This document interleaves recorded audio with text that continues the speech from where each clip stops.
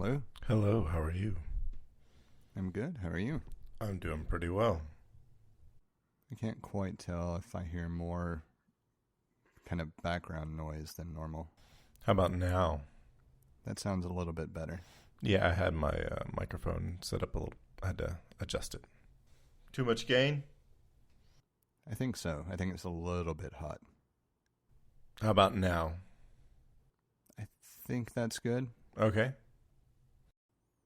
We'll give it a few minutes and see. All right. So how are you? I'm doing all right. How are you? It's getting a little cool. Yeah. Did you have your... Overall, Go ahead. I'm just going to say overall not bad. We're able to stay pretty well bundled. Yeah, it's chilly out there. It's warmer than it was last night, at least. That's true. Did you guys have power last night? Yeah, we never had any issues with power or other utilities. You're doing better than some of the folks. Than a lot of folks, apparently. Yeah. I first saw it not on the news, but in a support email. Just that they were doing blackout cycles in Oklahoma and Texas. Yeah, I was trying to think. I think I saw the same email, but I saw so much stuff come through.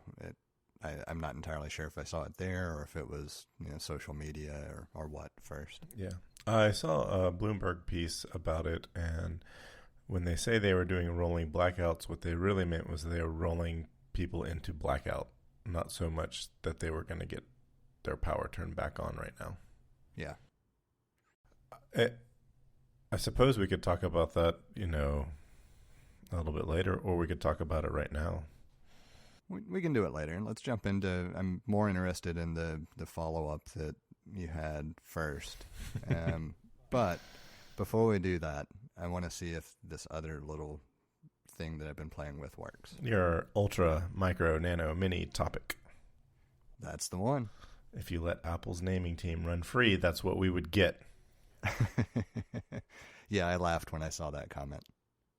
Well, that was injected right in. Yeah, I finally figured out what I was doing wrong. What were you doing wrong, and what are you doing right now? Or what are you doing correct now? One of the step that I missed originally was I have to tell FaceTime to use the audio input that I create in Sound Loop, which is a combination of the normal input via the Thunderbolt device plus the app. So it's a virtual input device that is both of those combined, and I tell FaceTime to use that.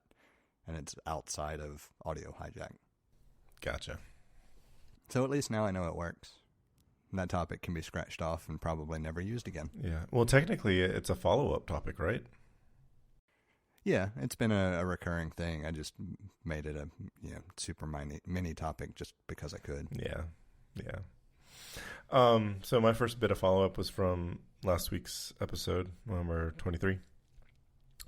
And it was about more follow-up. It was a follow-up. I guess this is follow-up on follow-up. And I couldn't remember the character Hicks from Alien's rank, and it is Corporal, not Lieutenant.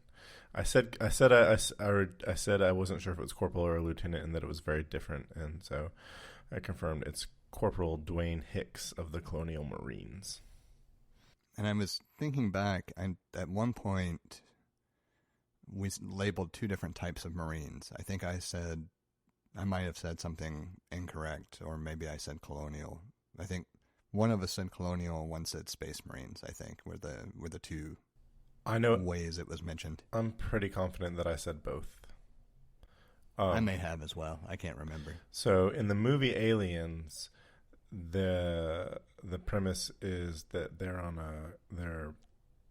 colonials. They're colonizing a planet for terraforming and eventually use for people and the spread of the human civilization.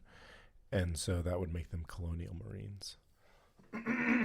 I don't know that anyone is going to I don't know that much has been set up about like the backstory of colonial Marines versus Space Marines, but in the game Alien versus Predator that I was talking about, they are Space Marines. But I'm gonna have to like do some follow up on that as well, just to make sure that I didn't make that up in my head. Yeah, and I think either one works fine. I don't know that it needs to necessarily be follow up unless you just want it to be. It has, well, I mean, if I find something, if I find something inaccurate, it will, if I find a reason to correct myself, I will. That works. Yeah. So the other thing from last week's episode was creating a fusion drive in macOS, or a DIY fusion drive. I would expect that any, or rather, I know that any Mac that has a Fusion drive that supports later OSs that don't support the DIY creation of Fusion drives will automatically repair. There's a there's functionality in disk utility that will repair an unfused or damaged Fusion drive. I don't know if it will if you purposely unfuse it and then try to refuse it. I'm not sure about that use, but what I was able to confirm was that, or as close to confirming as I can, support for creating a DIY Fusion drive was dropped with Sierra. So you had to be on El Capitan or earlier, or actually it's between Mountain Lion 10.8.2 and El Cap. Yeah, definitely not something that I would have encountered anyway, but good to know. It's very niche. Which made me, it actually made me thinking, I can't remember, it may become applicable later, or yeah, it's applicable later on, but I found some sort of obscure Apple hardware that I'd never heard of before this week, and so we'll yeah, I saw you drop that in the notes. I had to follow the link because it was not something I had ever heard of. Oh, me either. I found it interesting. So, and the last bit of follow up I had was I wasn't sure about when the 1966 Batman movie came about. I was fairly confident that it was after the TV show started, and I was correct. Initially, it was intended to be the 1966 Batman TV show was initially supposed to be a movie to launch the TV show, but the TV show was actually 3 seasons, which was 120 episodes. If you do the math, it's like 40 episodes a season, which is quite a lot. But 3 seasons spanned only 2 years, so that's about, on average, like 60 episodes a year. So anyway, the movie was the show started in January of 1966 and ran until March 68, and the movie was released in July of 66. And the other correction I had was I said Burt Ward was the character Burt Ward, and I meant to say Burt Ward was the character that portrayed Dick Grayson / Robin. Yeah, I actually didn't even catch that until you put it in the notes. I had to go back and listen again just because for some reason or another, Burt Ward fit for regardless of how you wanted to talk about him. And I completely forgot that was not the actual character name. Well, I think that, Rob, he's mostly referred to as Robin, occasionally referred to as Dick Grayson, but he's, I don't know, maybe more often referred to as Bruce Wayne's ward. Dick Grayson is referred to as Bruce Wayne's ward, so Burt Ward, a mistake. Yeah, real easy to have that stick in memory. Yeah. So what prompted all of the, I guess, main topic kind of thought process? I'm assuming it was just the realization that the battery life on your AirPods hasn't been, or has noticeably declined a little bit. Yeah, I saw it coming. I mean, well, rather, I knew it was going to be a thing because everybody, yeah, I got my AirPods a couple of years ago. Next month it'll be 2 years, and I think the AirPods had been around 2 years prior to that. So I can't tell for sure. It sounds like you're cutting in and out. oh yeah, how about now? Can you hear me now? And now I'm not hearing anything. Oh, that's not good because I'm totally recording stuff, and I hear you just fine.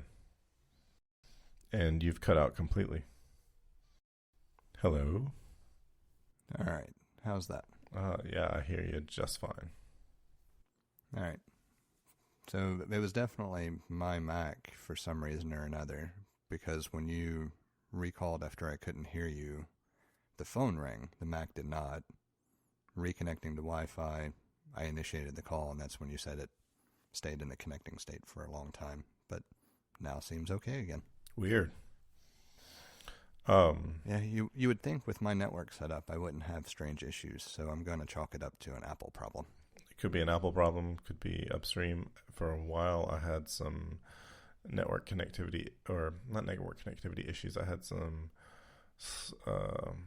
speed issues, but I think it was like certain sites I was going to, so I don't think it was actually my network, because like I was playing YouTube without any problem, but I was having some other sluggishness on some other sites on the internet earlier tonight.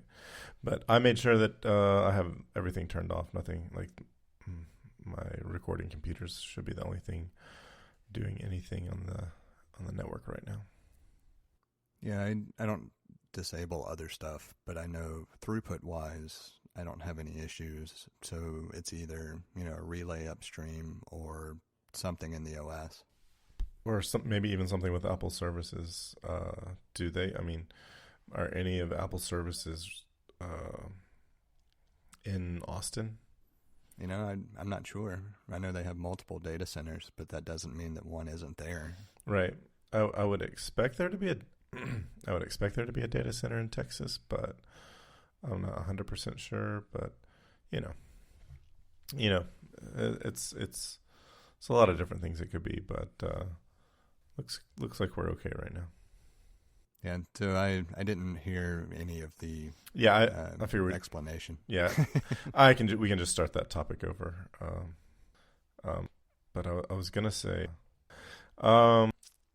so I started noticing that the battery life in my AirPods was declining, or rather, I'm starting to notice that the age that they are, and they're going to be 2 years old next month. And the issue that I'm seeing is not the one that I was expecting.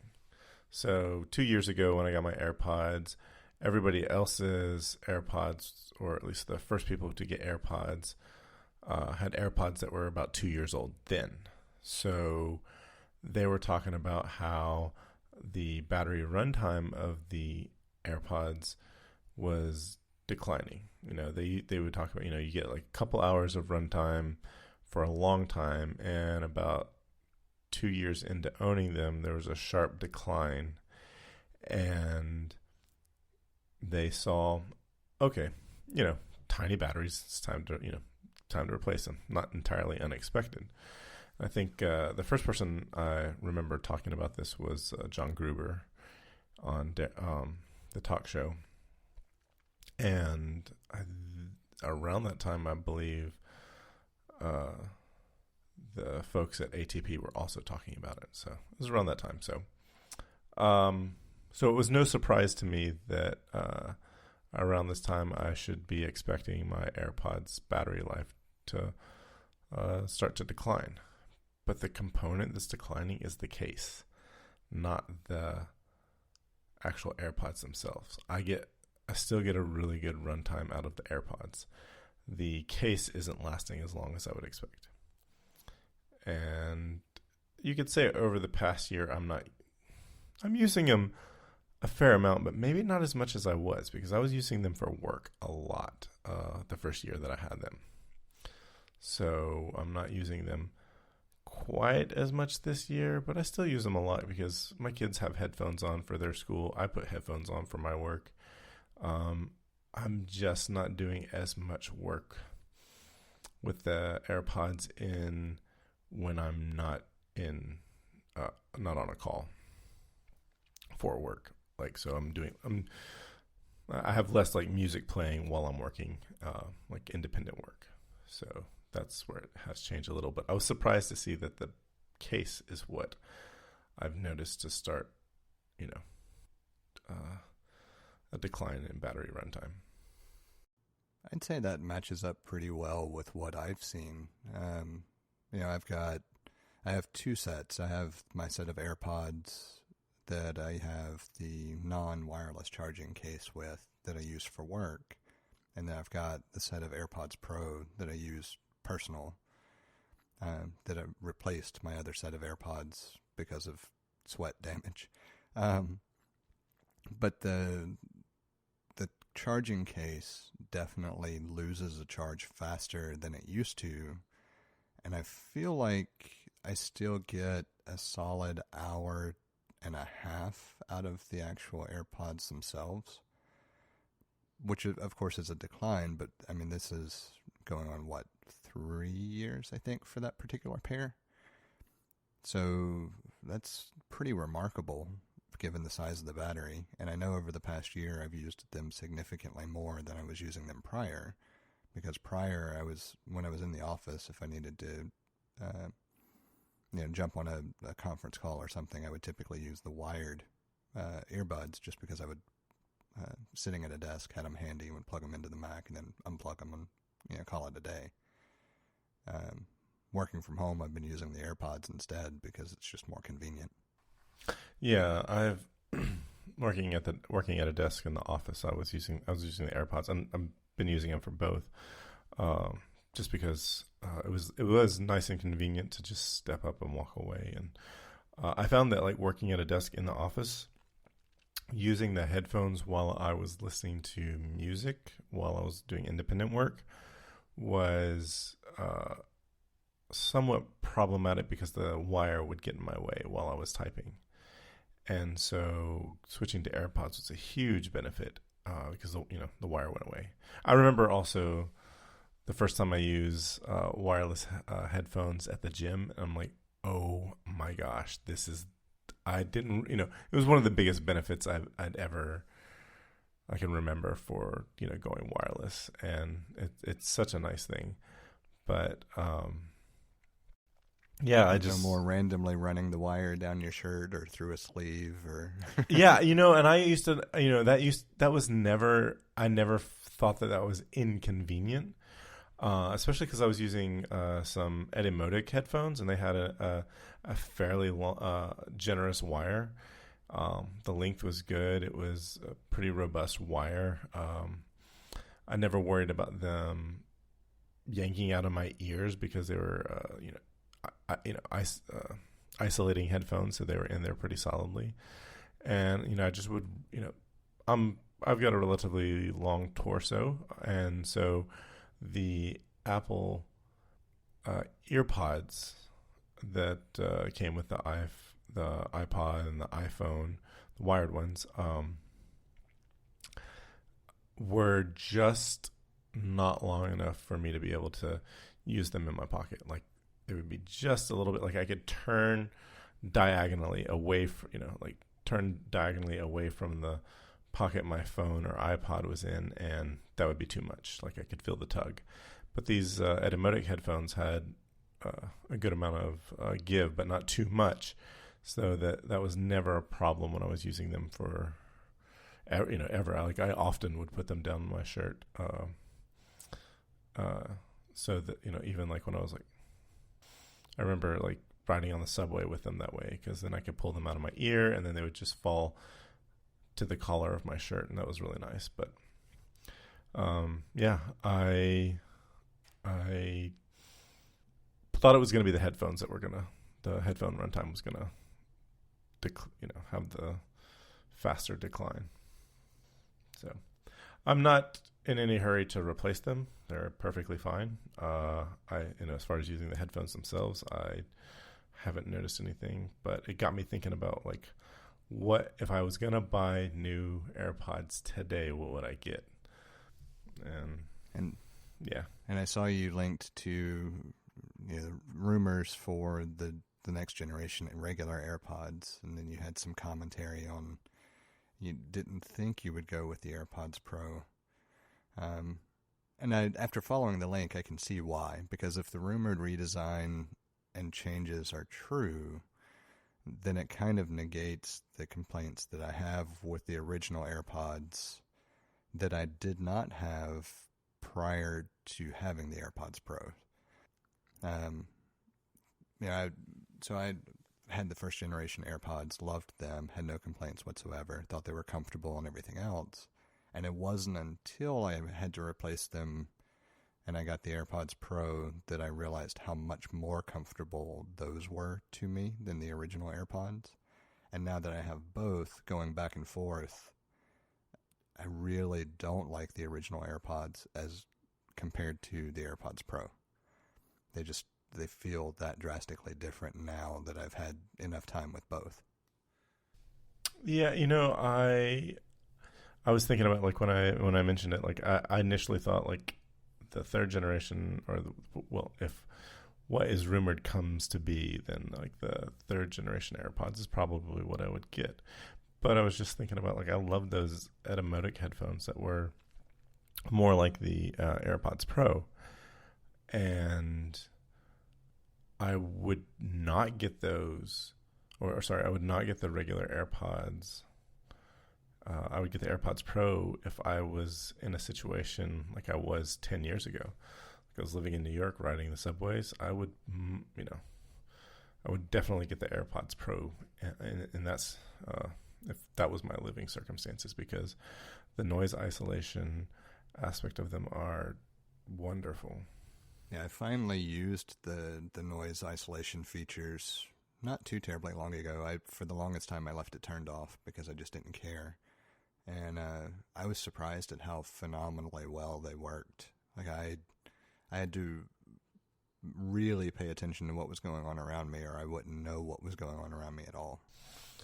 So with the AirPods, I guess,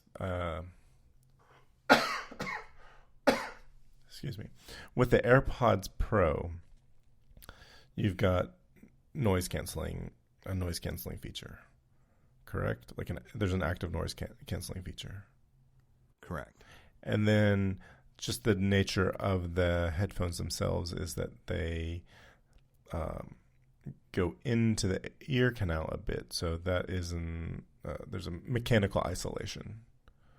And is there any additional active isolation properties? Well, there's 3 different modes to use them in. Okay. You can turn any active noise canceling off, and it's just what you would get from the mechanical or the mechanics of having something in your ear like that. You can turn on the active noise canceling, which is exactly what you would think, and in my tests, it did a perfect job of isolating everything so that the only thing I heard was what was coming from the AirPods themselves. And then the third mode is a transparency mode, which does more of I don't know the technical term for it. It's almost like an enhanced hearing mode to an extent.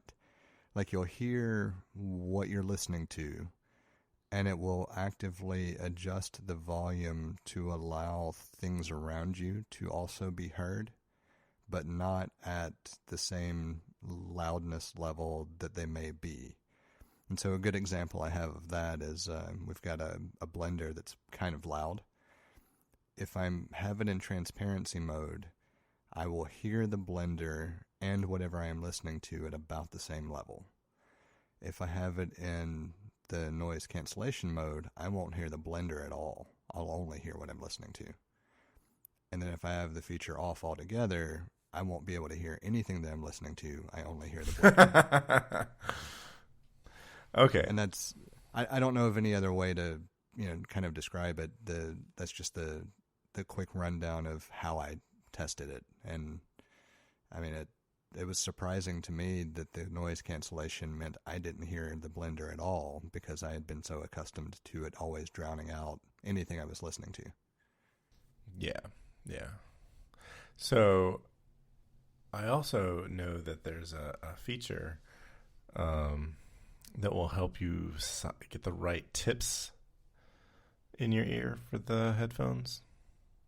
Well, the AirPods Pro come with 3 different size tips. Is that what you're referring to? Yes. Yeah. So you've got a I guess, large, medium, and small, for lack of better phrasing. The medium size seems to be the most comfortable and best fit for me.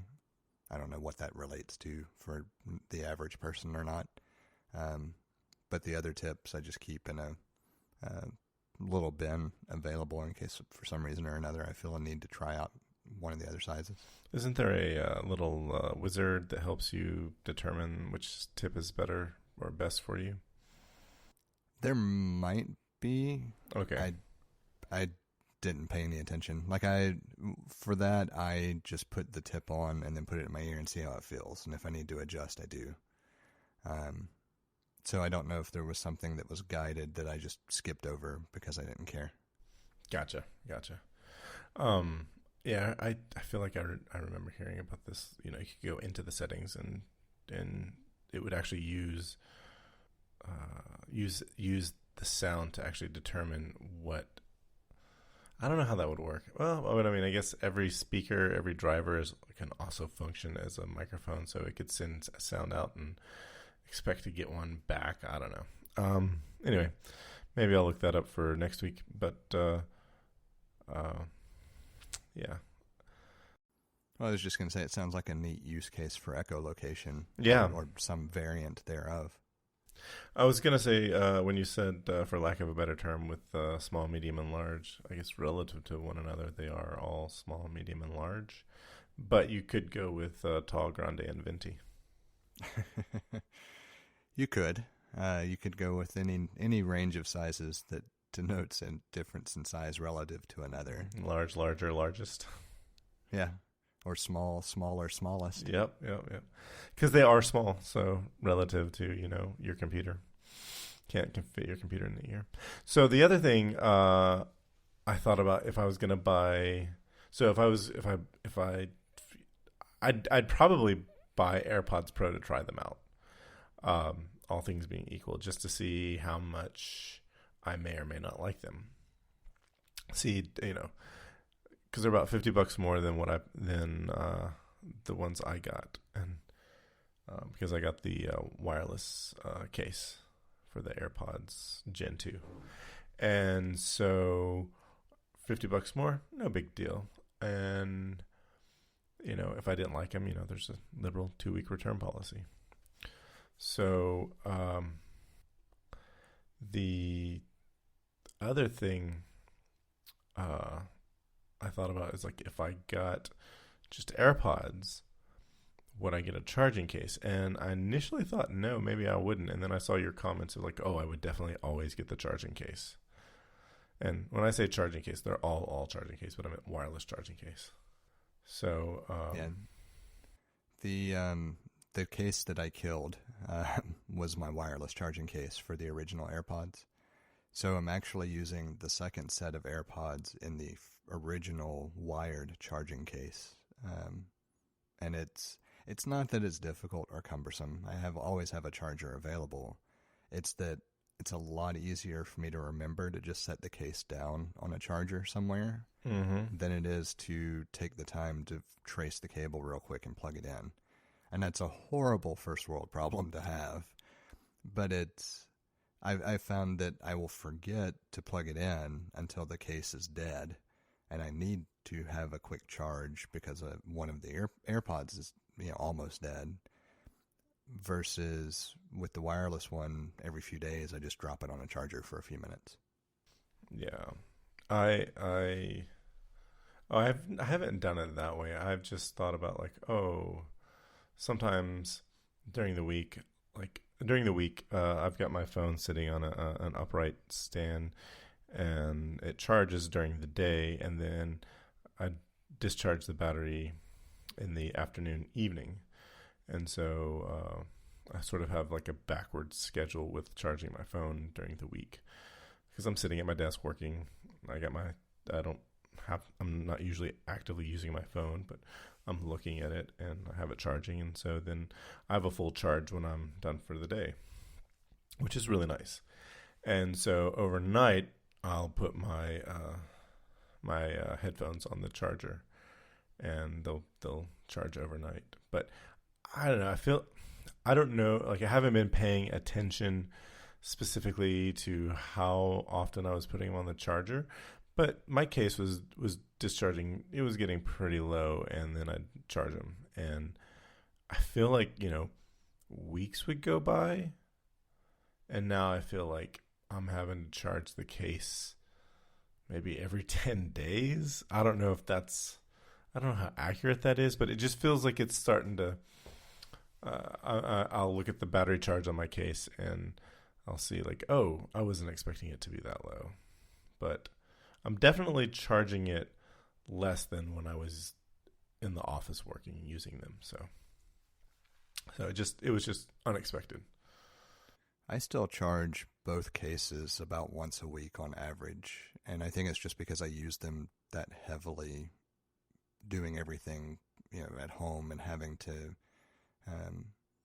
negate overhearing other conversations, because there's more than one of us working at home at the moment, and so I'm using headphones more often than I would if it were just me working from home, for sure, or if I were working in the office. I don't know, if I were in the office at this point, I have enough calls and meetings, I might use them the same amount anyway, just because of the number of people around. Right. Assuming normal operations. But,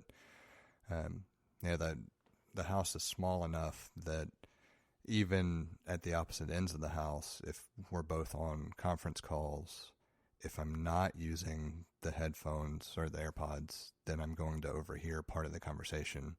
And it's not that I can't overhear it, it's just that it's distracting for what I'm trying to do. Yeah. And vice versa, I'm sure. And so I know that mine are getting used more heavily than they used to be, just from that aspect of having both of us working from home, much less the number of meetings and calls in comparison to how I was achieving business objectives prior.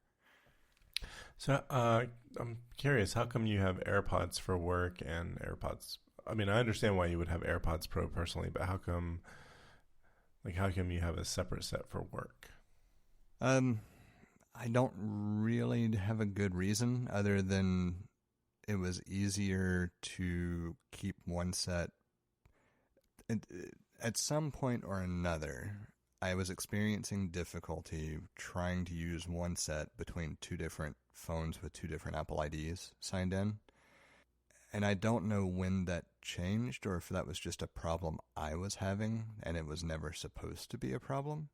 Because later, it was no longer a problem. It was very easy to swap back and forth. But by that time, I had already picked up a second set and just kept one set paired to my personal stuff and one set paired to my work stuff. I gotcha. So that's actually a really good segue into the fact that I hate the AirPods automatic device switching in Big Sur. I saw that, and then I started looking around to see if there was just a quick preference to change it. But no, I actually have to connect the AirPods and then specifically change that while they're connected, don't I? Yeah, you do. And there's a similar preference in iOS, and I believe that preference existed prior to we're on iOS 14. Yeah, prior to iOS 14, that preference was there. It might have been around since the beginning of AirPods. There's a couple of years where I didn't have AirPods, but so I turned the preference off in Big Sur, and I turned the preference off in iOS. And I found that was a pain in the ass. And so I'm back to the way things were before Big Sur. I have the preference on in iOS, and it switches just how I want it to switch. I thought that was so weird. Well, so my understanding of the behavior is pre-iOS 14, the behavior was the setting that you change it to if you don't want to use the automatic setting. Big Sur introduced the automatic setting to the Mac. And if you change it, basically what you're telling it is only reconnect to this device if it was the last thing you were connected to. It's not actually like turning off any of the automatic pairing. It's saying that unless I was connected to the Mac last, don't reconnect to the AirPods. Let them connect to whatever other device it automatically talks to based on use. And that behavior was more or less the default pre-iOS 14 and Big Sur. Yeah. And what I have found personally is more or less what you're describing, that if you don't let the Mac try to make it, or what I say the Mac, I don't know if it's the Mac or if it's the AirPods that are trying to make the intelligent decision. But whichever device is trying to figure out what you want to connect to based on use doesn't work very well when you're using your phone and your computer off and on simultaneously. Yes. Like if your use case is that you use the phone to listen to music or whatever, or handle a call, but you're typing up a document or something on the Mac at the same time, you're going to run into problems. Yeah. And that's exactly the scenario and the problems I was running into. What was even more annoying was that when me trying to connect from the Bluetooth icon in the menu bar of the Mac made it take, it took longer than if I did not have the setting on. So it wasn't switching over to the device. Sorry, it wasn't switching over to my Mac when I wanted it to. And when I went to the Bluetooth menu bar and selected the AirPods, it still took longer than if I had the setting turned off and just manually selected it from the Bluetooth icon in the menu bar. That's a good way to circle back to an app that I know I've mentioned in the past. Rogue Amoeba makes an app called Sound Source, and it's what I use to handle easy swapping between inputs and outputs, because you can select input and output separately. So if I wanted to have the input be, say the built-in mic on the Mac, but I wanted to listen to something in the AirPods as the output, I could, or vice versa, even though that would probably create all sorts of strange problems anyway from an audio perspective. But the fact that I can just select the AirPods from that menu and then it practically immediately connects, that alone is worth it to me. Yeah, that's that kind of makes me think of another issue that I've wondered about, and that is on iOS. I might be, we're sort of getting away from AirPods, but it might be applicable. I might be using my phone connected to a Bluetooth speaker, and a call comes in. Or a better scenario, a text message comes in. And so if a text message comes in, it lowers the audio on the Bluetooth speaker, plays the text alert sound, and then the audio for the music or whatever I'm listening to on the speaker increases. And I find that kind of annoying because, and I get the argument that, I can make a perfectly good argument as to why that is how that works. But I wish there was a way where you could choose to basically have the audio that I'm listening to, whether it's music or a podcast, stream on a channel to my speaker, but all of the other audio on my phone, whether it be maybe a game that I'm playing or a text message alert coming in, play from the speaker on the phone. And I get the use case is if you're playing music or some audio on a speaker, you're maybe expecting to hear all of the audio on that device, and you may be not be able to figure out why am I missing the text message alert because I was listening to music on the speaker and so forth. But I would love to be able to have that sort of granular control over audio streams on my phone. Yeah, I don't know of anything that would let you do it there.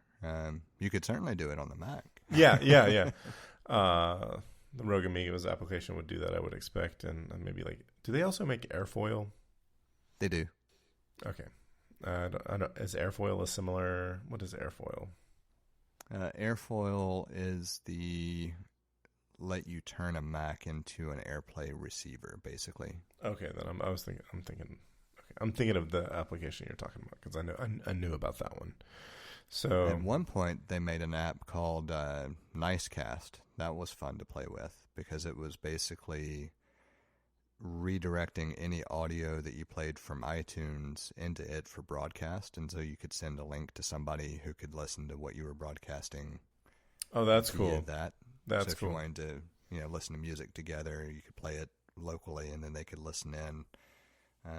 Which, I mean, you can achieve the same kind of thing nowadays with some combination of audio hijack and whatever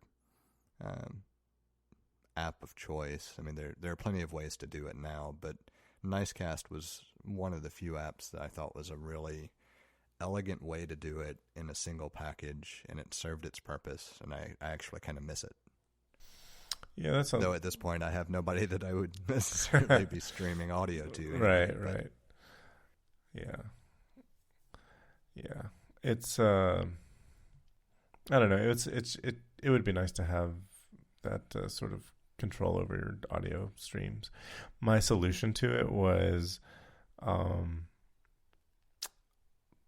slightly less than ideal, but using the music app on my Mac Mini connected to speakers and also my Bluetooth speaker to play music through the music app on the Mac, but control it from my phone, from the remote app on my phone. The remote app isn't quite as good as if you're just directly using the music app on the phone. So it's not great, but it solves the problem under certain circumstances. So yeah, I will say that's one problem I haven't had just because I use the Apple TV as the hub for playback anyway. So that's a similar solution. That's like this same kind of thing. So do you control the music on the Apple TV from the remote app? Most of the time, no. Most of the time I just have the Siri remote handy and control it just directly like you would expect. Gotcha. But occasionally I will, and most of the time it's just to either skip forward or back.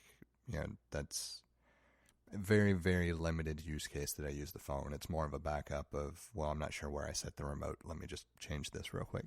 Gotcha.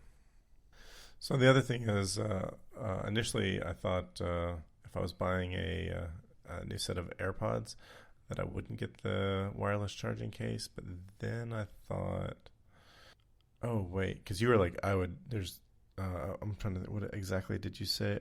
You've used both, and you would buy the wireless charging case in a heartbeat. And I thought, I've never used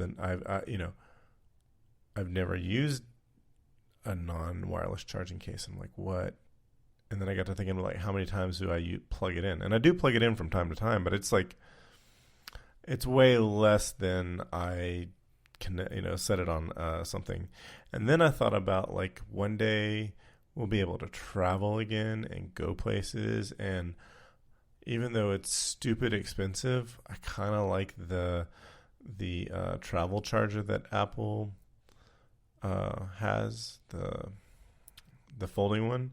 I know that it's meant to be used with the watch, or it was designed to be used with the watch. But I'd put my phone on one side and I'd put my AirPods on the other side. That would totally work. Oh wait, would it work? Because the watch has a proprietary wireless charging, doesn't it? It does. I don't think that would work. I think the only use case for it is watch plus secondary device. What a ripoff. Yeah, when I first saw it, I liked the look of it and I liked the thought of it because it would solve a couple of convenient travel options for me. And then they released the price, and it's like, yeah, no, you guys can keep that.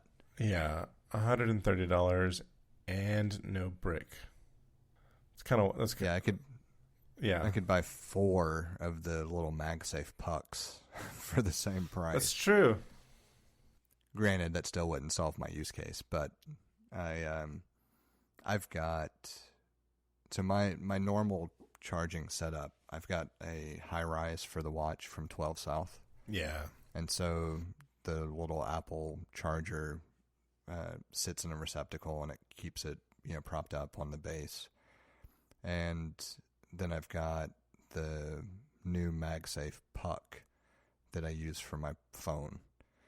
And I've got those beside the bed. And then in my travel bag, even though I haven't used it in a while, I've got just a regular watch charging cable. And I think I've just got a lightning cable. I think, I've got the watch charger and a lightning cable, and then I've got a Anker, like multi-USB charging piece that I would plug into a wall. And I just carry that, and I just plug in the phone when I'm traveling. It would be nice to have a wireless option that would streamline that a little bit more.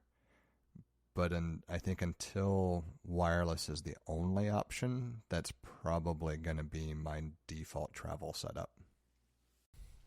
Well, there is an option that will streamline it a little more. It's $130. Yep, and I'm just not willing to do it.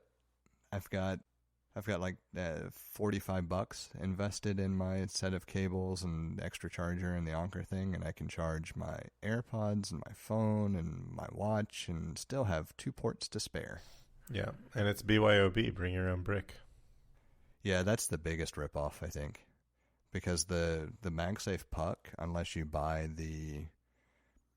think it's 20-watt USB-C charger, you're not getting the fastest charge capabilities that you would get.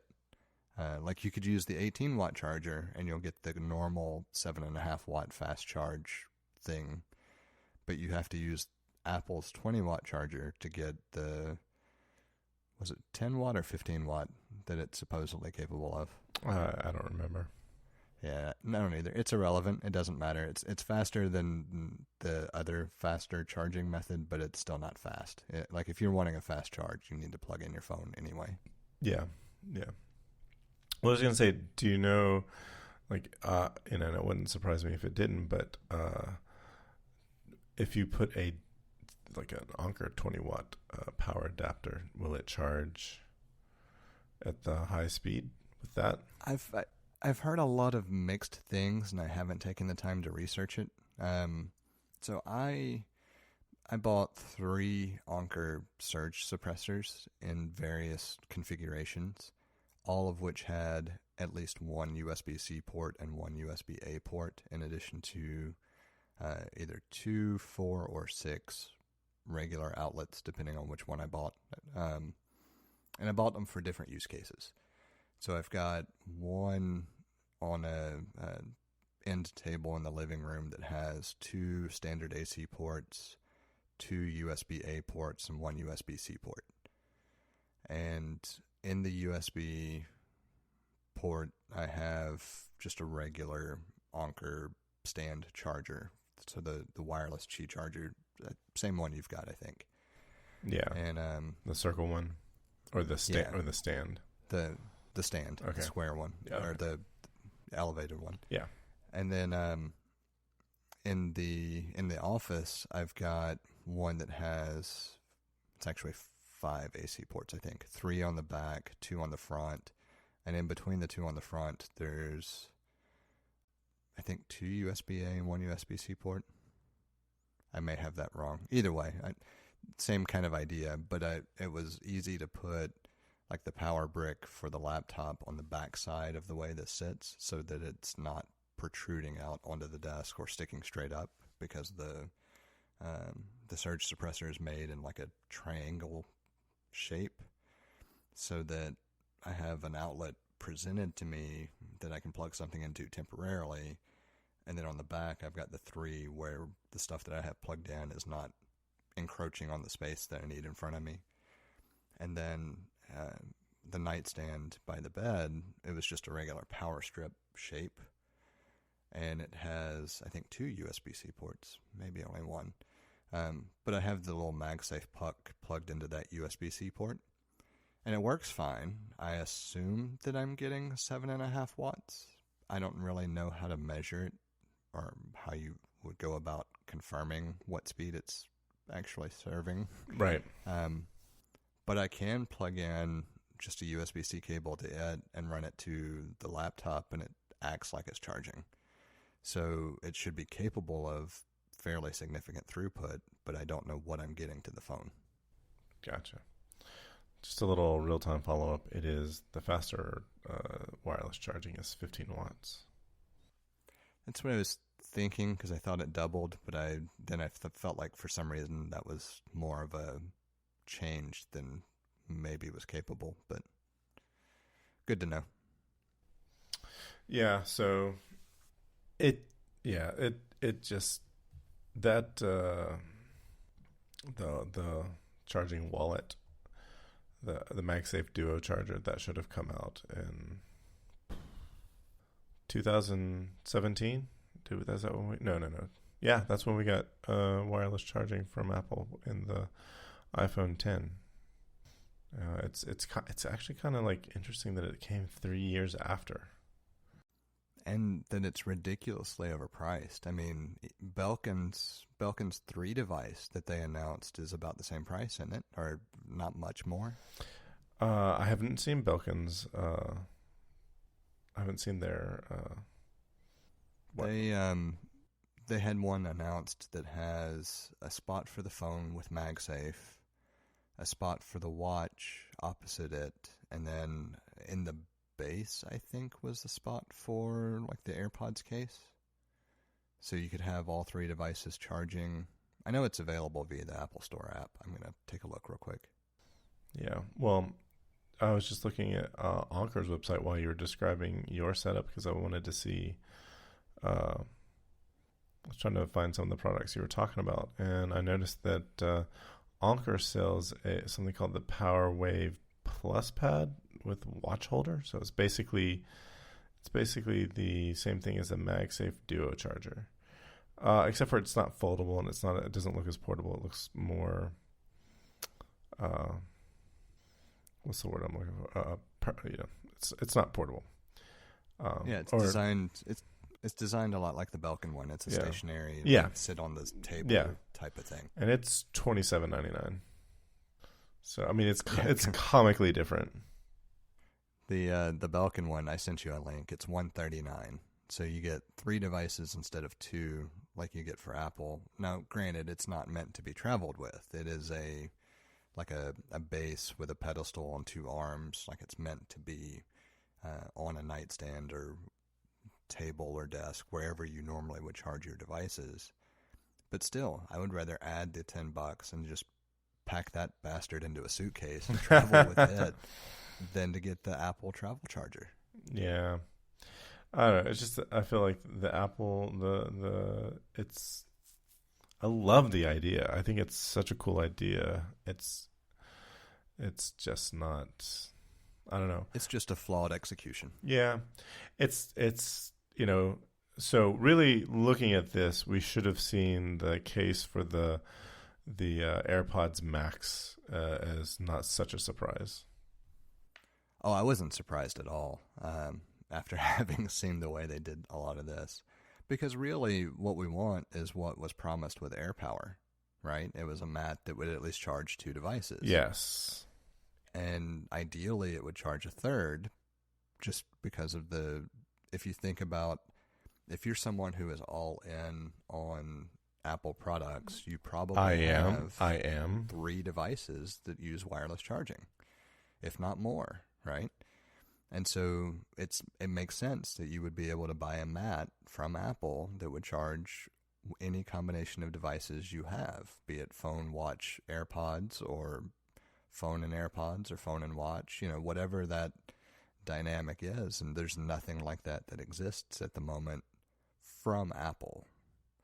I mean, there are options if you go third party. The problem is that the third party landscape, you may or may not get whatever the fastest charging capability is, or you may not get watch charging, but you might be able to do 2 phones in a AirPods case or something like that. Yeah. If you're not careful, you may get something that could damage your device. Yeah, there's that aspect of it too. Like for the longest time, I was adamant about using first party charging devices, not just with Apple, but with most things. And just even with Apple things and understanding MFI, I was still pretty adamant about using first party chargers. And I don't know, Anker was really the first brand that I was like, oh, okay. I found a brand that's I really like. They make a good quality product. They're not trying to be as slick and polished as Apple, because that's not what they are. That's not their niche. But the product that they do make, it feels like a high quality product.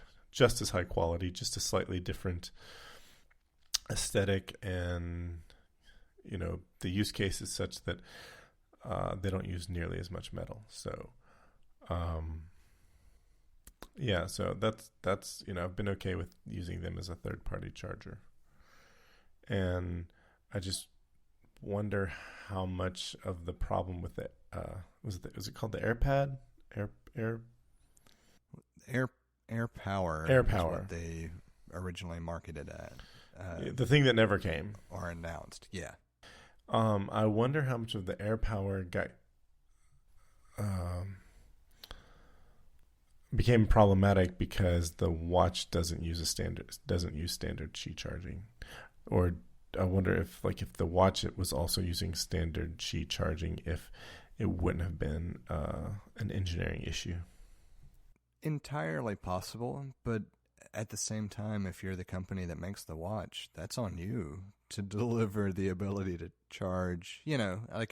It's one thing if a third party was trying to make this thing that would charge the watch and a phone and AirPods, right?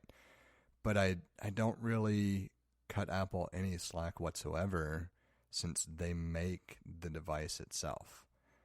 Like, if they can't figure out how to make a mat that charges it in addition to 1 or 2 other devices, that's entirely on them. I can certainly make the excuse for Anker or Belkin or whoever else not creating that particular thing. But that seems like the one area that Apple could say, hey, look, we were able to create this and bring it to market, and sure, we're going to charge $350 for it, but you know what? You can put that's how much they would charge. Yeah, I'm sure they would. But because it serves a use case, as long as it's durable, which I think that's the big question. But as long as it seems durable and well manufactured, people would buy it, because you're offering the solution that people are looking for. I'm not looking for a device that'll charge a phone and a watch that's $130 where I have to plug in, my own brick. I'm looking for something that will charge any of my Apple devices that are using wireless charging in some fashion, and any combination of them where I have one thing and I don't have to worry about rotating things to charge, or maybe I have to plug in this other thing while 2 of my devices charge here. I think it's just ridiculous that you would think someone who has both a phone and a watch would not also have AirPods and take that into account and provide a solution. I agree. I could see phone and AirPods and not take into account the watch. It's just this particular combination that irks me quite a bit. Because if you have the phone and the watch and you don't have AirPods, I'm surprised. But if you have, phone and AirPods, but you have not bought into the watch, well, that sounds normal to me. I mean, that's me right there. And it's at this point, it's simply because I just don't wear a watch. Well, And to me, the watch is still more of very much a niche product. The AirPods are not. The AirPods are fairly ubiquitous. If you have a Mac, you can use the AirPods. You could have a Mac and an Android phone and still find value in AirPods. It's very difficult for me to envision someone who has a phone and a watch who has not already gone all in on the AirPods some time ago. And so if you provide a travel charging solution and you ignore AirPods, it's just, what are you even making? And I assume the counter argument is that you charge the case before your trip and you probably don't have to charge it again, right? I mean, I can understand there's an underlying thought that the watch has to be charged more often than the case for the AirPods. So does the phone. But I shouldn't have to carry two different charging bricks plus the ability to charge them.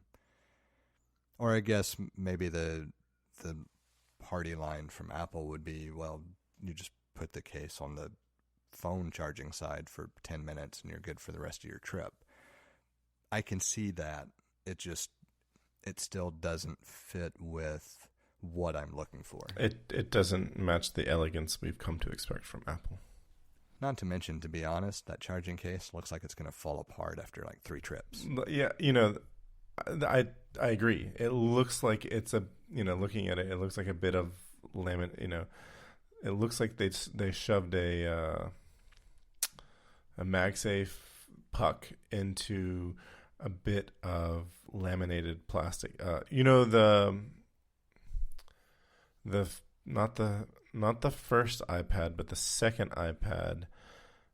This worked with the second, third, and fourth gen iPads.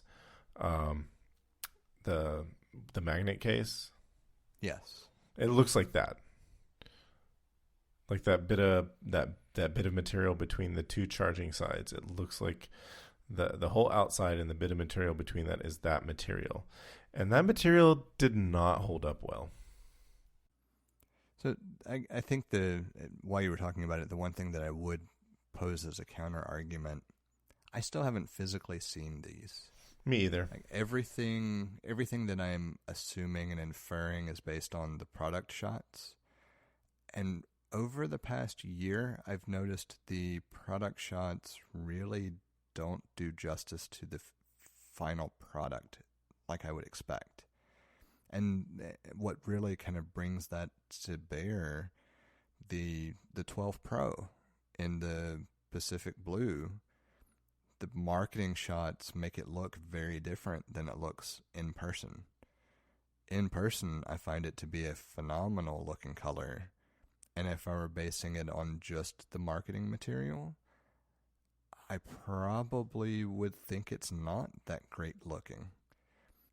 So I do wonder how much of it is a lack of being able to just go see it and feel it and touch it easily because of the nature of the world that we are currently living in, and how much of it is that I just expected a different product and they didn't deliver the product I expected. I totally understand that, because the AirPods Max was a product that I was expecting and I didn't get what I was expecting. But at the same time, Apple wasn't trying to be, they were looking for blue water. They weren't looking to be another noise canceling headphone. So, but I'll agree with you that like not being able to look and touch at it. Oh, sorry. I brought up the AirPods Max because even though it's, it dismally did not meet expectations, it looks like a very solid, well-built product. Like it looks like it is, just not, a piece of art that you may or may not like necessarily find. Like, I get like the beauty there, but it's just not what I'm into. And the Duo charger just kind of looks like a cheap thing, but we haven't been able to see it, touch it, feel it. I haven't been that interested in it in watching reviews, I've just thought, oh man, if this fit my use case. Really, it was about you thinking about it. It came to mind, and I thought about, oh, wouldn't it be great to travel? And I was thinking about that product and romanticizing travel again. So just because we've been stuck at home.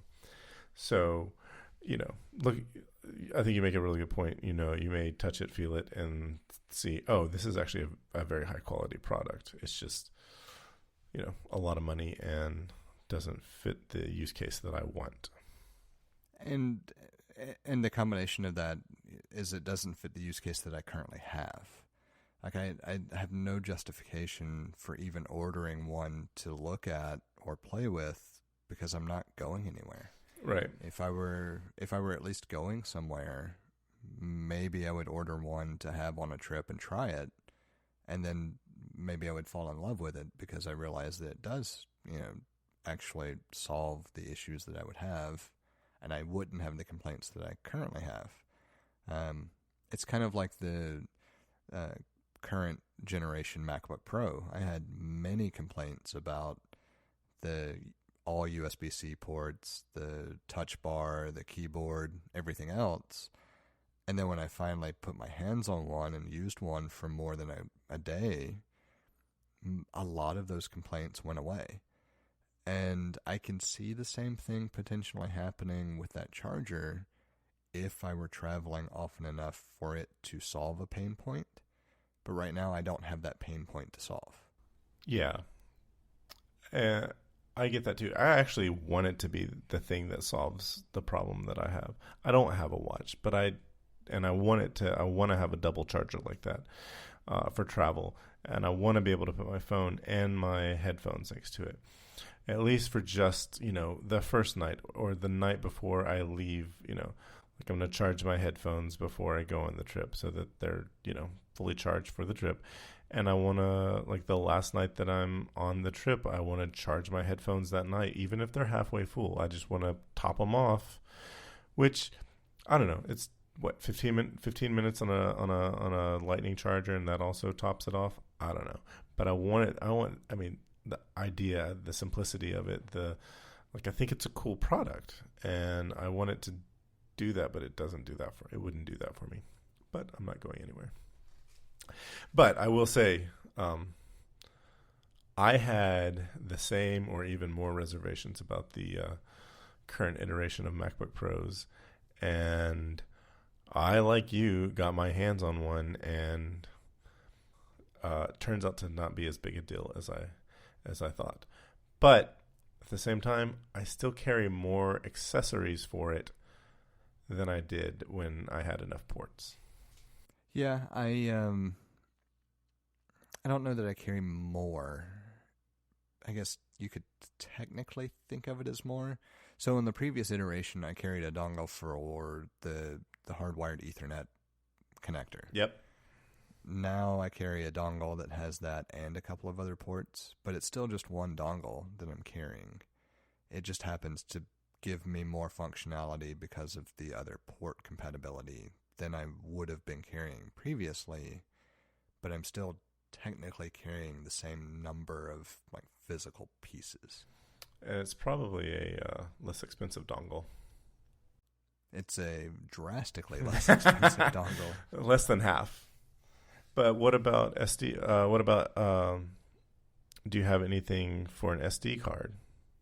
So I have two different ways that I achieve that.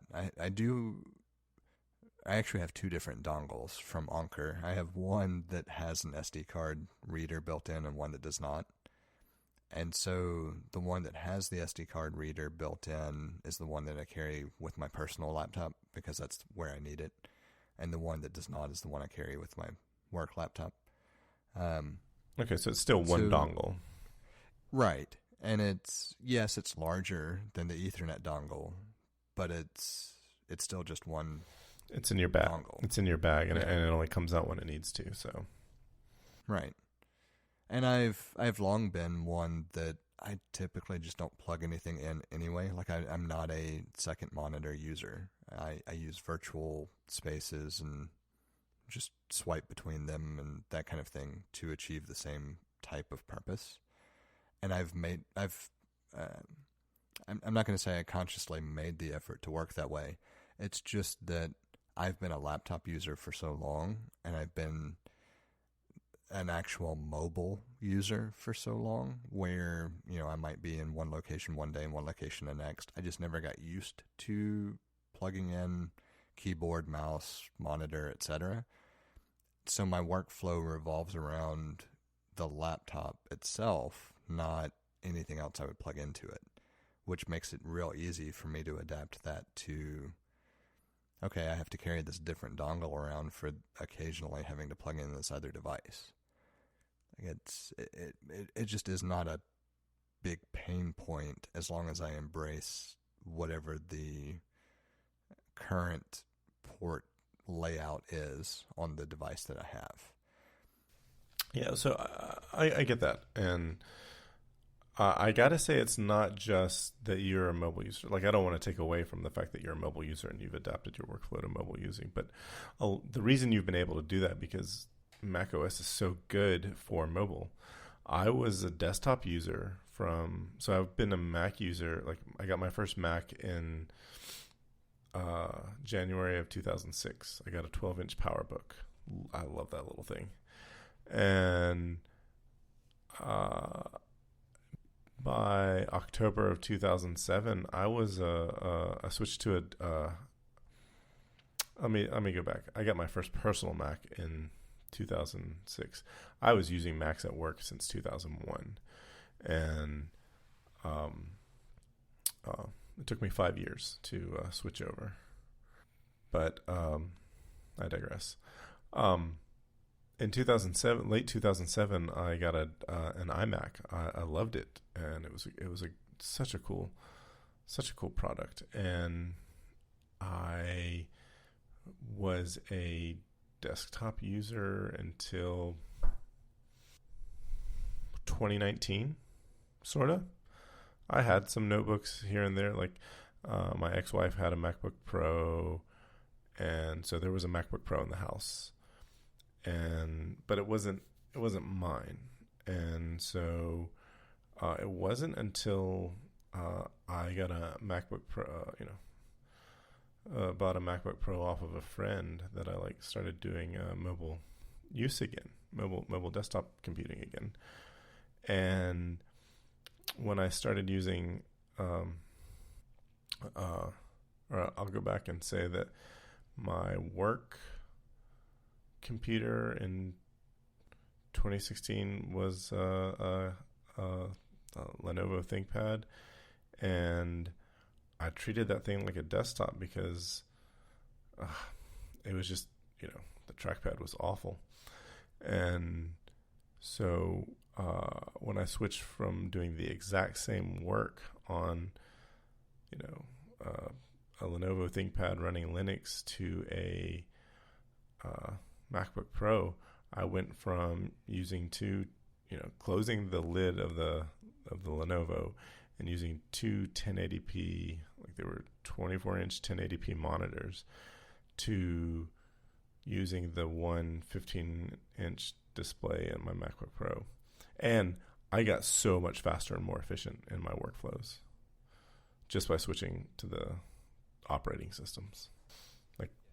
Yeah, it certainly makes a difference. I think the biggest thing to kind of emphasize is I was never a Mac desktop user.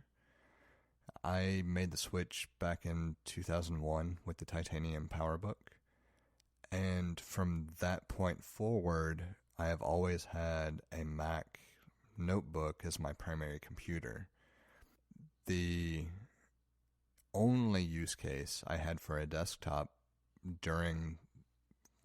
for the longest time was PC gaming, and so I would have a desktop that I maintained for gaming, and then everything else that I did on the laptop. And being accustomed to working on a notebook even prior to having virtual spaces and everything else, it was just a conscious decision that I wasn't going to plug a monitor in because I didn't need to. I just needed to know how to quickly switch between different things.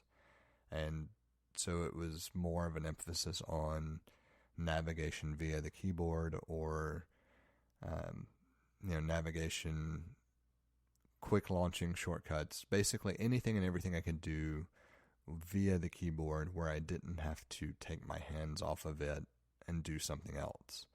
And that has influenced my use patterns since then, even though it is far less painful to use like the trackpad or a mouse now than it used to be.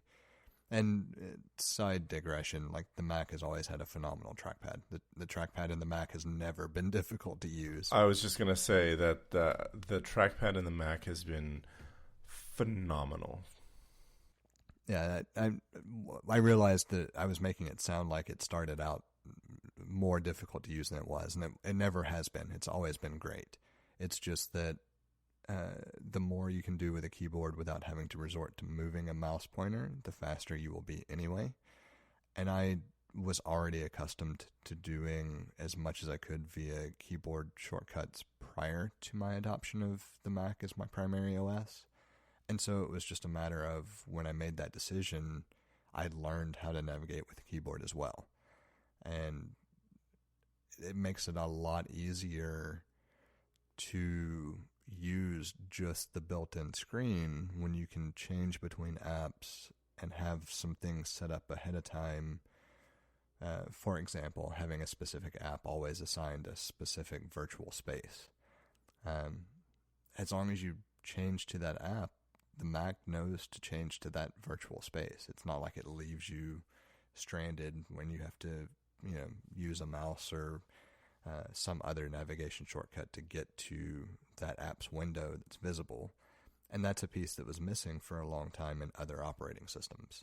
So the implementation of being able to work across virtual spaces has always lent itself to being able to use a single display on a Mac and feel uninhibited or unhindered, is actually probably the better word.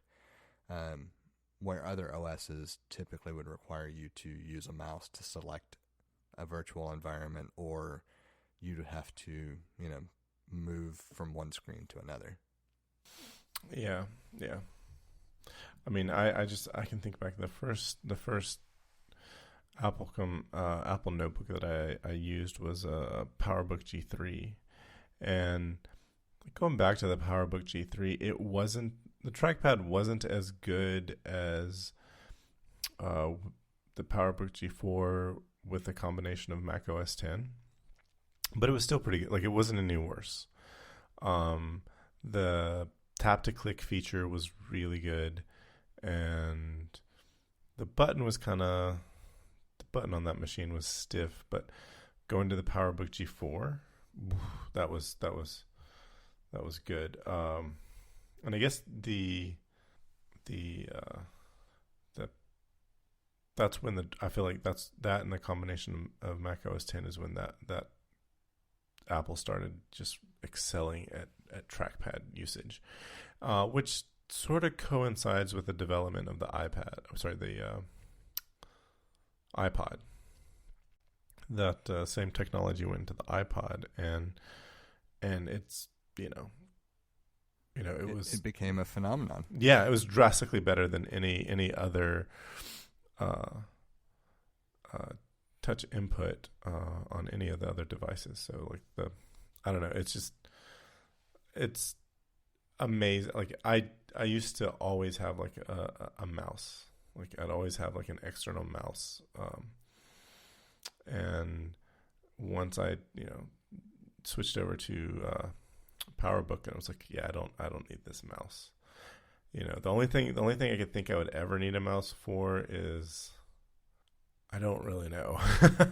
So then on advancements with like tab switching and expose and multi-touch gestures, I mean, that just keeps taking it to the next level. And even to the extent like using that Lenovo ThinkPad, that trackpad was garbage. Like, I can't believe how far behind trackpad technology in other devices is. I mean, like, Apple's, I mean, it's just like night and day difference. So Yeah, the only place I will still use a mouse is occasionally I'll still play a game on the MacBook, and I'll use an external mouse for that, just because it's more comfortable to me. I don't know that I would say that it's any better for the types of games that I would play. It's just that it feels better from a positioning standpoint of having a mouse over to the side and then another hand on the keyboard. It doesn't feel as convoluted, I guess. It's probably more a matter of, for the longest time, I played with a mouse and keyboard that were separate, and the positioning just feels comfortable with the mouse off to the side versus trying to have my hand in front of me from the trackpad, just the physical memory aspect of it. Yeah, muscle memory.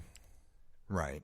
And I think that's the only thing it is, but that is the only time that I will still use an external mouse, and that's still extremely rare. There have been a couple of times where I was like, yeah, I'd like an external mouse in this moment, but then I'm just like, but not so much that it's worth getting up and getting one. So,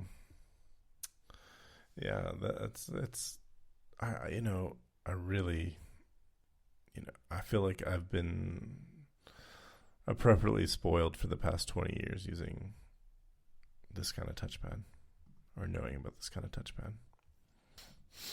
Any more thoughts on AirPods? I don't think so. I was going to say we've made a pretty big digression in general conversation, but that's okay. I think I can very quickly summarize one thing that I had in there that's kind of related.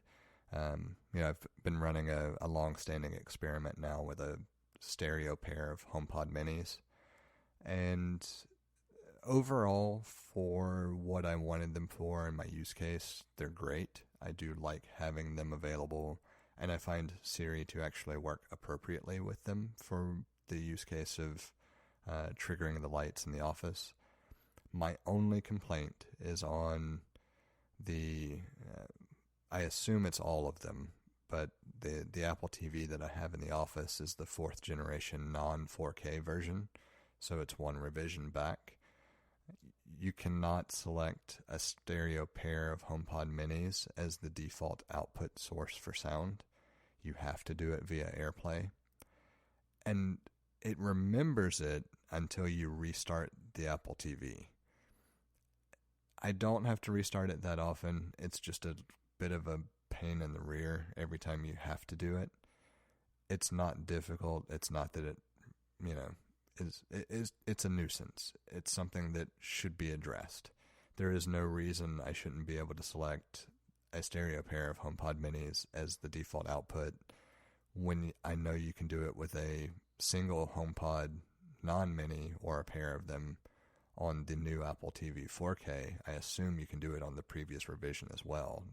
That's an assumption. It's not a definitive, I don't know for sure that you can. I know on the Apple TV 4K, if you have a HomePod, you can set it as the default audio output source. And I hope that that's just something that's coming that was not available at launch, but it's glaringly obvious in the few instances that I have to reset up that AirPlay connection. Yeah, that's not the only glaringly obvious missing thing that Apple's doing. Like, I don't want to bitch about this because it's not worth bitching about, but it's so easy to take shots like that at Apple for, like, you didn't get this thing, you didn't get that thing. But if they'd held on to it until everything is ready, when is it going to be released? Yeah, I think my only real concern there is that it's already released for the HomePod. How different is it from a technical perspective to have the exact same functionality in the HomePod mini versus it being a differentiator to get you to buy the HomePod instead of the HomePod mini? Like, I think better clarification on, is this something coming for feature parity, or is this how you are making a delineation between the products? would go a long way toward making it an acceptable behavior versus a nuisance. Right. You know, if I know up front you're not going to bring this feature to the HomePod Mini, okay, that's fine. I make the conscious choice to use the HomePod Minis and use the AirPlay connection instead because cost. But there's nothing that tells me that that feature is not coming. And the intercom feature came to the HomePod Mini first. Like it's too murky. Like, what are you really actually planning to do with these products? Are you planning to have feature parity and it just be audio quality that differentiates them? Or are you planning on there not being feature parity, but you leave it to the users to guess what features are going to make it where? Yeah, so we're kind of mixed. We're kind of stuck in an in-between spot because, like, the old Apple would have released, you know, it would have released with all the same, all the. It's like when the HomePod Mini released, it would have released with the intercom. It would have released with all the features that hardware can support, that the HomePod proper has. And then there would have been an update for the HomePod to add the intercom feature set. But now that's not the Apple. It's like, let's get this out. Let's put it out there. They're definitely more responsive to feedback than the old Apple was. Or at least seemingly more, you know, maybe a little more transparent about how responsive they are to feedback from customers. But they're still not going to say, oh, this feature's coming, we just haven't got to it yet. We wanted to get the product to market, and the feature set's coming. We didn't want to let this one feature hold back the release. I think we're kind of stuck in between, you know, expectations from an old Apple, expectations from a new Apple, and it's Apple reality is somewhere in between those two things. Well, I think you could even take it a step further. The old Apple, we wouldn't be left to guess whether other features would come because it was very clear that whatever was released was the expectation of what feature set you would have. Yeah. And new Apple, thankfully, for the most part, attempts to bring features to other devices when they can, which is great. It's something that old Apple probably would not have done, but it does leave us in a state of not being certain what is actually coming to what devices. It's almost like old Apple, you were pretty comfortable as a first or early adopter knowing what you were getting. Newer Apple, you can still be comfortable with what feature sets you're getting, but as an early adopter, you really have no clue whether you're gaining additional functionality in a year or not, because they've done a better job of trying to bring feature parity across devices where they can. But just like old Apple, they're never going to show us the roadmap. Oh, of course not. Yeah, it's only a handful of people that know the roadmap. And it's really just it's confusing for the smart speaker aspect specifically. You know, you think about the roadmap for other products and you don't have as much of a concern about whether this feature is coming or not. But, you know, if you have a single HomePod, you're in for $300, right? If you have two HomePod minis, you're in for $200. It's not a big difference in cost. It's a very similar use case. It's just that you're saying, I don't need the audio quality that the HomePod gives me in this particular use case. Instead, two smaller speakers give me what I need. Why can't I set an Apple TV to always use that speaker as an output device if it's a mini versus the full-sized HomePod? Because you know there's no different technical reason under the hood. So why not have that feature parity unless you want to use it to differentiate the two? But then if that's the case, just make it clear that the HomePod is a default output source if you want it to be, and the HomePod Mini is not. Don't leave it to interpretation and question whether that feature might be added. Yeah, I get that. It's like, why is this an oversight? Because it's either an oversight or they're not going to do it. And if they're not going to do it, why wouldn't you do it? Well, I don't think you even have to explain why you wouldn't. I think you could just say this feature is not going to make it into the HomePod Mini. Like, you give a comparison chart. If you want a default output audio source to be a device that, you know, is shipped from Apple, buy this one. And if not, the feature is just not available on this one. It goes back to modern Apple with their tech specs and descriptions of capabilities. Looking for that information on the website is buried more than it used to be. And I can make the justification for why, but at a certain level, you just want to see, if I want X feature or X spec, which one do I get? And that is more difficult to discern now than it used to be, because the focus is on what the experience is, not what the individual specs are. Yeah, but the experience is just a shell for what feature set you have. Like, you don't have the experience without the feature set.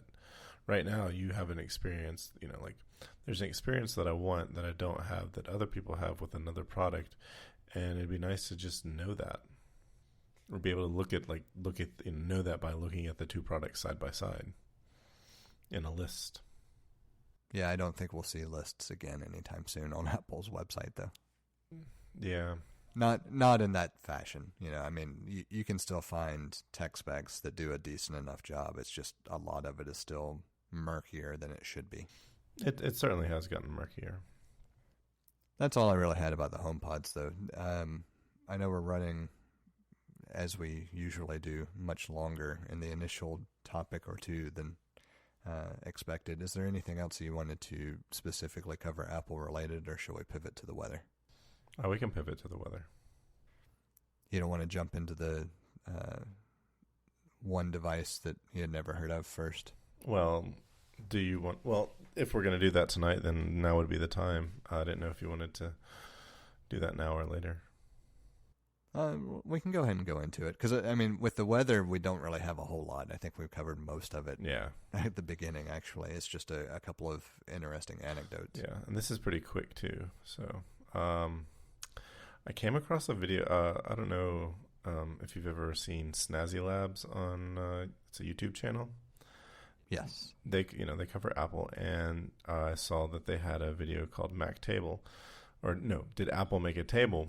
And my first thought was, the tables in the retail stores. And, I kept seeing that come up because, I didn't want to watch it. And I didn't think it was that interesting. So I kept seeing it come up. So I finally, I clicked on it. And there was a Mac table. And it was out there. It was not made by Apple. It was but it was in the Apple ecosystem. And it's this really cool Scandinavian style table that was designed for the original Macintosh.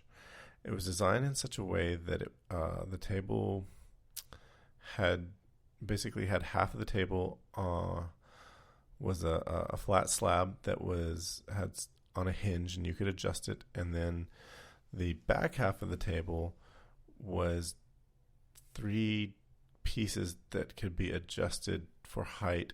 So, I'm doing a terrible job of explaining this, but it wasn't broken into equal. The back slab was not broken into equal thirds.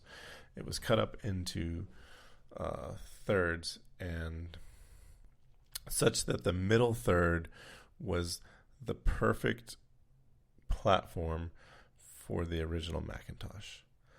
And what was described in the video was the logic behind that was that sometime during the run of the original Macintosh, SCSI hard drives were made available, and you could set your Macintosh on top of a SCSI hard drive, and that changed the viewing angle of the screen.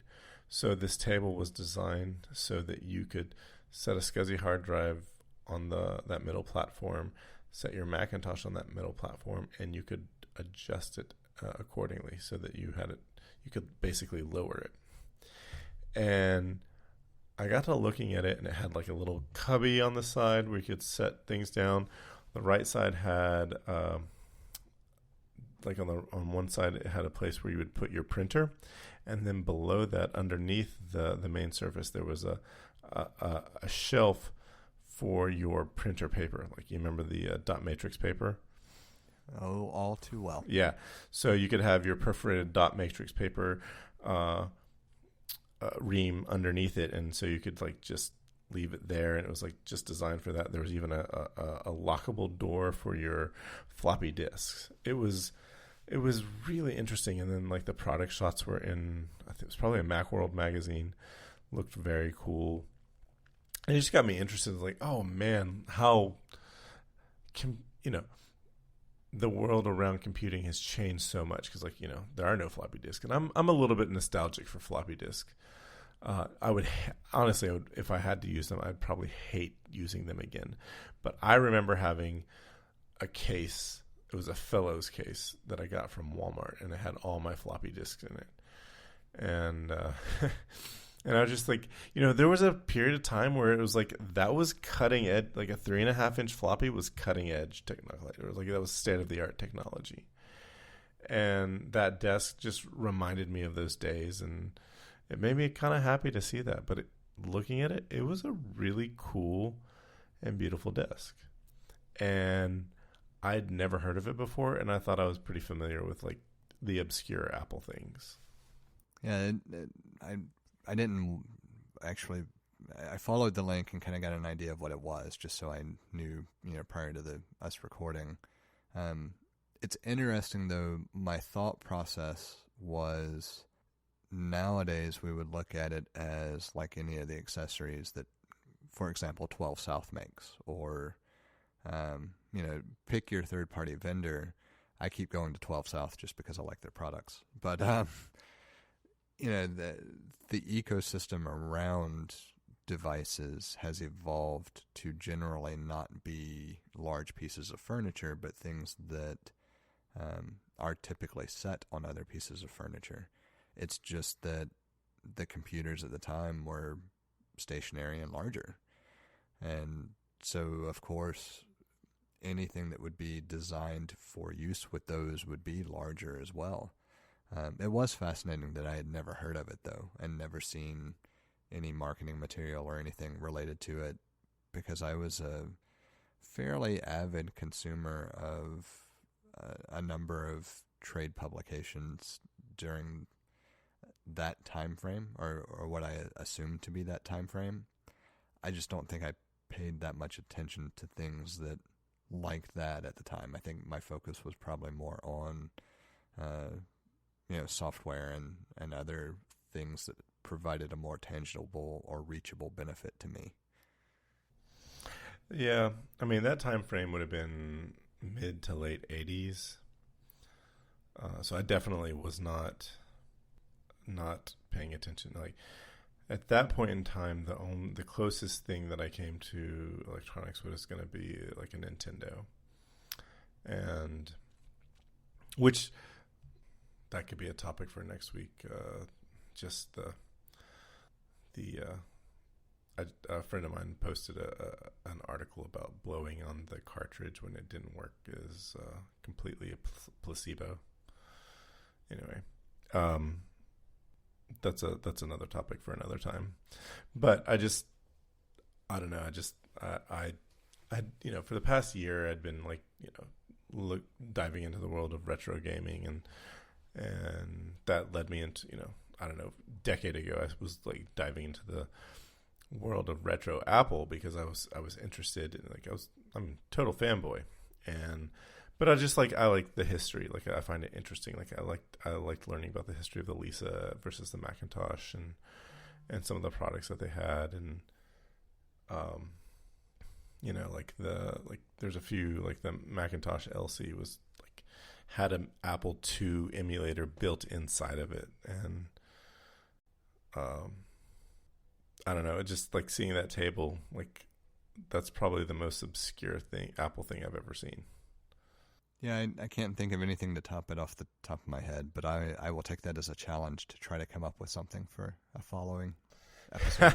Yeah, yeah.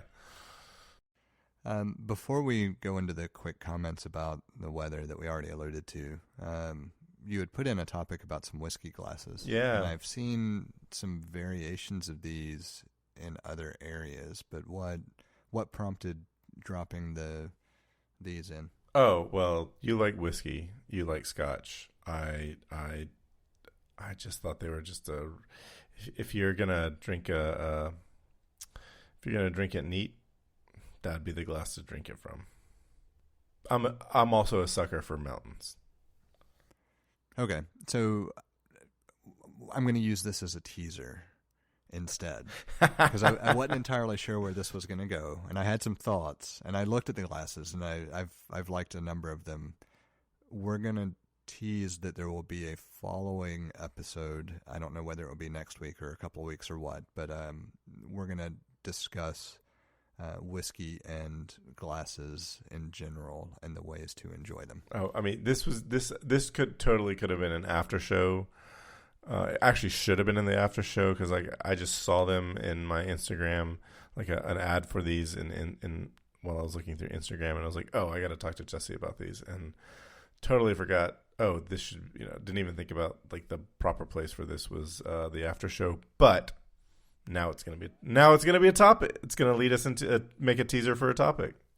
I don't think it would fit in an after show because I have a lot to say about whiskey. Oh no. That's I mean, just these particular glasses could have been an after show discussion, but yeah, whiskey is not after show. That's I mean that could be a series of episodes. Well, and I have because I have a lot to say about whiskey, I have a lot to say about whiskey glasses, which is why I said it the way I did, because I have my very strong preferences based on what type of whiskey I'm drinking as well. That makes sense. So, good teaser for stay tuned. And, if you're interested in whiskey and whiskey glasses, then I suggest you listen to every episode until we talk about them. Yes. So, when you put in this this little topic about it getting chilly, I was just thinking, it was like the thought I had when I heard that. First I heard Oklahoma was doing rolling blackouts, and then I watched. Oh, Texas is doing rolling blackouts because they don't have enough power. They are not on the federal grid; they're on their own their own grid, and they can't. I guess they're mostly a wind state, and wind turbines don't turn if they're frozen. And it's hard to extract natural gas when it's so cold outside. And I just thought, if I was going to write an article about this, I would try to get this sort of tongue-in-cheek title out and say, can Texas secede from the Union? Yes, but only legally because they're not prepared. Yeah, the main reason I put it in is just because I found it fascinating that Texas had its own grid. I just assumed, from just a lack of knowledge in general, that the power grid was the power grid. I didn't realize you could elect to be a part of the national power distribution system or be governed by something at a more micro or regional level. And so in a little bit of research, not in depth at all, but the reason Texas is in the difficult position it's in is because it did not want to be federally regulated, and so it developed its own separate power grid. And the driving force was low cost, not necessarily preparation for what they perceived as minimal, if not something that would never happen, type of risk. And so power generation and distribution was never designed with freezing temperatures in mind, apparently. and I don't remember the exact numbers, but it was like to generate a kilowatt hour or megawatt hour of power was something like, an average of, let's just say $20, and it jumped to like $9,000 as a result of the temperatures and everything else. And so the blackouts are a way to try to minimize that impact to an extent, apparently, and at the same time recognize that they just can't generate that much power efficiently enough to be able to sustain uninterrupted power distribution at sub-zero temperatures. Yeah. It was I pulled up the article that you put in the show notes, and it was megawatt hour, $22 per megawatt hour to 9,000. That's astronomical. Orders. I mean, whew. Yeah, I mean, and I didn't read enough of the article to know. I assumed that was just the cost the company was incurring to generate that megawatt hours worth of energy. Correct, but like, what is that going to mean for distributing that cost? Like, what's going to be the end game of that as a whole? Like, are the blackouts a way of negating that astronomical increase so that you're not charging people multiple $1,000 energy bills for this time frame? Or is it literally that they just can't generate enough power efficiently enough for it not to cost that much? Well, I think that they're just not. I think the blackouts are because they're not able to generate the power. And that was my understanding as well. I didn't get a chance. This was kind of a later topic before I finally had a chance to do a little bit of reading on it. But I still found it fascinating. Wanted to at least mention it because it's worth looking into if you have any kind of interest in the arguments around clean energy and how to design your power generation and power distribution with the elements in mind. Yeah. I mean, to be fair, it doesn't get that cold in Texas that often, but to be fair, you should be expecting, like, what is your contingency plan when it does get this cold? And, like, if this was about money where it's like, yeah, we don't want to charge people 400 times their normal rate because, we're going to face a class action lawsuit. It's kind of like if you can get the power to them, you're going to kind of have to eat it. You've been, you're not on a federal grid for a reason. And this is one of those times where it just doesn't work out for you. But because, when it's sub-freezing temperatures outside, that's, one of the times where you need power. Yeah, the way I read it for sure is that they're just not able to generate enough power because of the way everything was designed and implemented. But it does beg the question of, this is not the first time there have been sub-zero temperatures. Even though it's rare, why was this not at least a tabletop discussion of, all right, if this happens, this is the response? Yeah, I don't know. Probably, at some point, it's like one of those things where at the end of the day, it's like, how much money is this going to cost? And how much money is it going to cost if, we have to face certain lawsuits? Like, what's the cost of making it right? And what's the cost of the lawsuits that we're going to have to pay out on if we don't make it right, or the settlements that we have to pay out on and don't make it right? And if that latter number is lower than the former number, they're not going to do anything. Yeah, I think there's an extra element there too, though, of lack of expectation of basic, not acknowledgement, understanding and visibility. Like when things were designed or when decisions were made, things weren't as readily public as they could be today.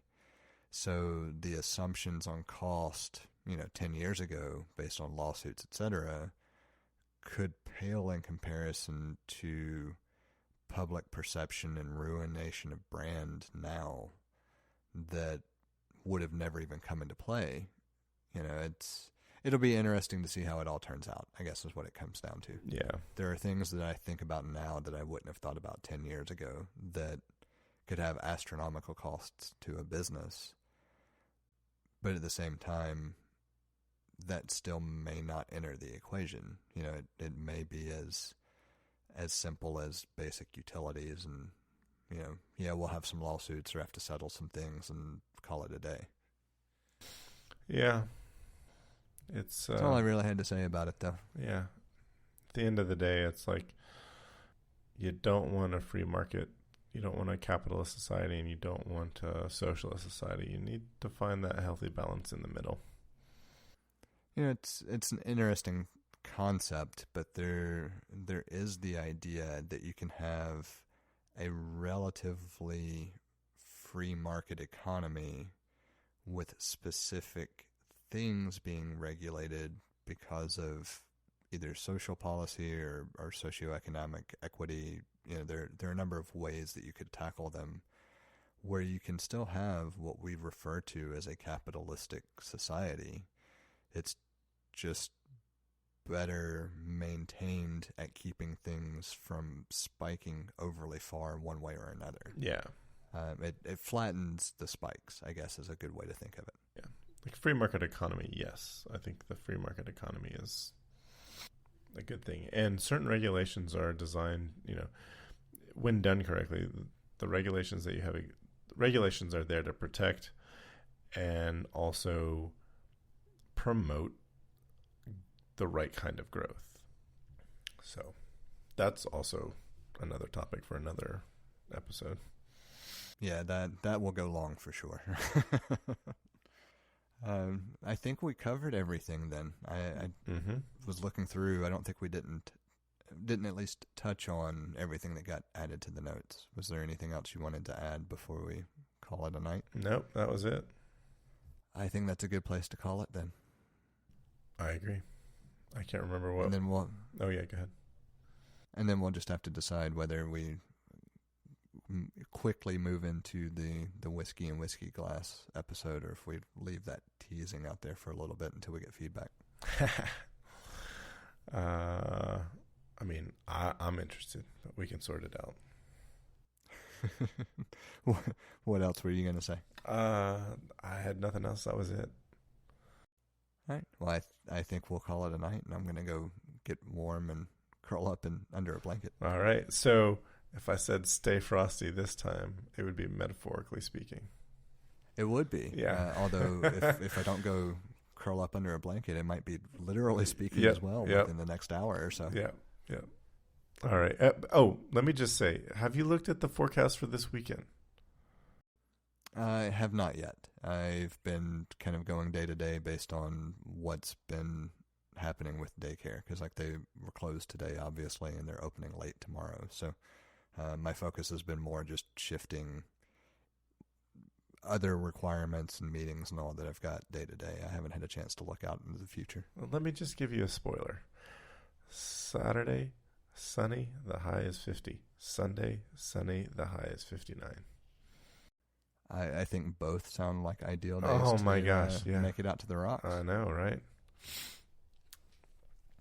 Well, I know I will be available at least one, if not both days. Okay. So not a problem at all to make sure it happens. All right, man. I'm not sure, but I will be in touch. All right. Have a good night. All right. Stay frosty. You can follow us on Instagram and Twitter at untitled_hosts. Send us an email at untitled.hosts@gmail.com or follow the feed directly at the untitledpodcast.com. You can also find all sorts of ways to contact Jesse at jthart.com. Thank you for listening. That's a wrap.